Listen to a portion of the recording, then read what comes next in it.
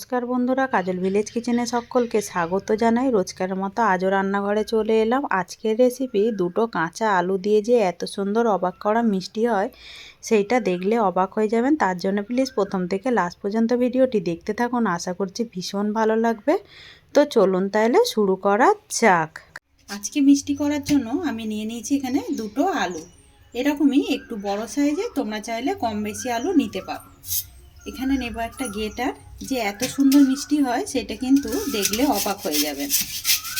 মিষ্টিগুলো যেমনই নরম হয় তেমনই কিন্তু খেতে ভীষণই ভালো লাগে। দুটো আলুকেই কেটে ভালো করে খোসা ছাড়িয়ে আমি ধুয়ে পরিষ্কার করে এইভাবে গেটারের সাহায্যে, ছোট গেটারের সাহায্যে এইভাবে গেট করে নিতে হবে। ঠিক এরকম যেরকম ল্যাচ্চা বা সিমই হয় সেরকমই হবে। দুটো আলুকেই গেট করে ফিরে আসছি। সমস্ত আলুটাকে আমি এরকম একটা ছোট গেটার দিয়েই গেট করে নিয়েছি, আর তোমরা কিন্তু ছোট গেটার দিয়েই এইভাবে গেট করে নেবে। এবারে আমি আলুটাকে খুব ভালো করে 3 থেকে 4 বার জল পাল্টে পাল্টে ধুয়ে একদম সাদা যাতে পরিষ্কার হয়ে যায় সেইভাবে ছেঁকে ধুয়ে তুলে নিতে হবে। না হলে আলুর মধ্যে যে নোংরা রয়েছে এইটা কিন্তু মিষ্টির ক্ষেত্রে একদম কালারটা আলাদা এসে যাবে। আলুটাকে খুব ভালো করে আমি ধুয়ে এইভাবে আমি একটা ছাঁকনির সাহায্যে এইভাবে জল ঝরাতে দিয়ে দিয়েছি। আর আলুগুলো কতটা সুন্দর দেখতে লাগছে, একদম সাদা ধপধপে হয়ে গেছে। অপরদিকে একটা গ্যাস অন করে আমি কড়া গরম হতে বসিয়ে দিয়েছি। কড়ার মধ্যে দিয়ে দেব এরকম একটা 4 চামচের 1 চামচ ঘি। তো এই মিষ্টিগুলো কিন্তু ঘি দিয়েই করতে হবে, এতে করে খেতে ভীষণই ভালো হবে।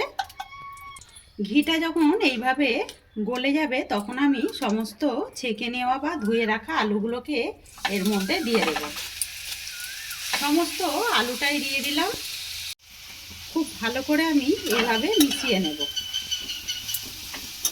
গ্যাসটাকে আস্তে রেখে আমি খুব ভালো করে এইভাবে মিশিয়ে ঘিয়ের সঙ্গে আলুটাকে ঢাকা দিয়ে দেব। ঢাকা দিয়ে বারবার এটাকে নাড়তে থাকবো, না হলে কিন্তু নিচে থেকে আলুটা কিন্তু ধরে যাবে। ঢাকা দিয়ে এর মাথাটাকে একবার করে নাড়িয়ে দিয়েছিলাম, আর এই থেকে কিন্তু আলু থেকে বেশ একটু জল ছাড়তে ছেড়েছে। আবারও আমি আলুটাকে এইভাবে একটু নাড়িয়ে চাড়িয়ে দেব, যাতে করে আলুটা নিচে থেকে না লেগে যায়। আর কতটা নরম হয়ে গেছে সেটা কিন্তু দেখতেই পাচ্ছেন। এইভাবে আলুটাকে একটু ভালো করে ভেজে নিতে হবে, যাতে করে লেগেও না যায় আর একেবারে কালারটাও না চেঞ্জ হয়ে যায়। আবারও আমি এটাকে ঢাকা দিয়ে দেব। আলুটাকে বেশ 2 মিনিট মতো এইভাবে ঢাকা চাপা দিয়ে দিয়ে আমি ভালো করে ভেজে নিয়েছি ঘিয়ের সঙ্গে। আর আলুটা কতটা নরম হয়ে গেছে এখন দেখতেই পাচ্ছেন। এবারে আমি যখনই দেখবেন এরকম ঘি আর আলু থেকে যে জলটা বেরিয়েছিল ওইটা একদম এইভাবে একটু নরম হয়ে যাবে, টেনে নেবে, তখনই আমি এর মধ্যে দিয়ে দেব 2 বাটি প্যাকেট দুধ। দুধটাকে ভালো করে জাল করে নিয়েছিলাম। এখানে আমি দুটো আলুর জন্য 2 বাটি প্যাকেটের দুধ নিয়ে নিয়েছি, আগে থেকে জাল করে নেব। খুব ভালো করে আমি মিশিয়ে নেব। মিশিয়ে নিয়ে এইটা কিন্তু একেবারে গ্যাসটাকে জোরে দেওয়া যাবে না, এইভাবে খুব ভালো করে সিমই যেরকম আমরা ঠিক করি সেইভাবে নাড়াচাড়া করে নিতে হবে। আর যেহেতু ঘি রয়েছে এটা একেবারে নিচে থেকে লেগেও যাবে না। আবারও আমি এটাকে ঢাকা দিয়ে দেব। ঢাকা দিয়ে খুব ভালো করে এইভাবে একবার করে নাড়াচাড়া করতে থাকবো। 2 বাটি আমি এর মধ্যে দুধ দিয়েছিলাম। দুধটা কিন্তু একেবারেই শুকিয়ে এসেছে। আরও কিন্তু আলুটা বেশ সিমইয়ের মতো সাদা একদম ধপধপে হয়েছে।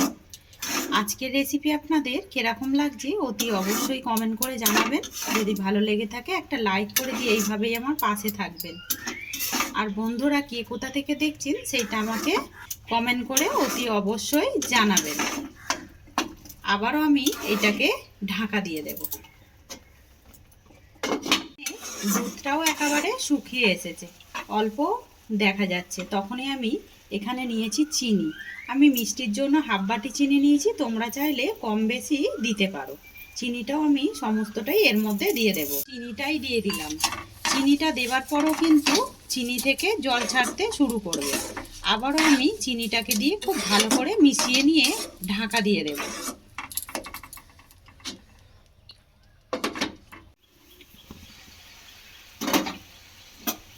আবারও চিনিটা গলে একেবারে যে জলটা ছিল ওইটা আমি একদম এর মধ্যে ভালো করে আলুর সঙ্গে শুকিয়ে নিয়েছি।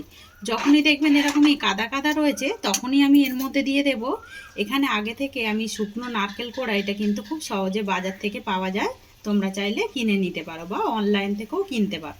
আমি এই নারকেল কোড়াটা এর মধ্যে দিয়ে দেব যাতে করে এটা খেতে মিষ্টিটা আরও বেশি দারুণ সুন্দর হয়। আলু দিয়ে তো আমরা অনেক কিছু সবজি খেয়েছি, যেমন আলু ভাজা, তরকারি, যে কোনো আলু কিন্তু আমাদের লাগে। আজকে আলু দিয়ে এত সুন্দর একটা দারুণ স্বাদের মিষ্টি আপনাদের কিরকম লাগছে অতি অবশ্যই কমেন্টে জানাবেন। আর এই দেখুন নারকেল কোড়াটা দিতে কিন্তু একেবারে যেই দুধটা ছিল একদম শুকিয়ে এসেছে। এই ফাঁকে আমি দিয়ে দেবো এর মধ্যে, আমি এলাচের বেশ কিছুটা দানা নিয়েছি, এইভাবে একটু গুঁড়িয়ে নিয়েছি, এই এলাচের দানাটা দিয়ে দেবো, তাতে করে মিষ্টি মানে খেতে দারুণ সুন্দর একটা টেস্ট আসবে।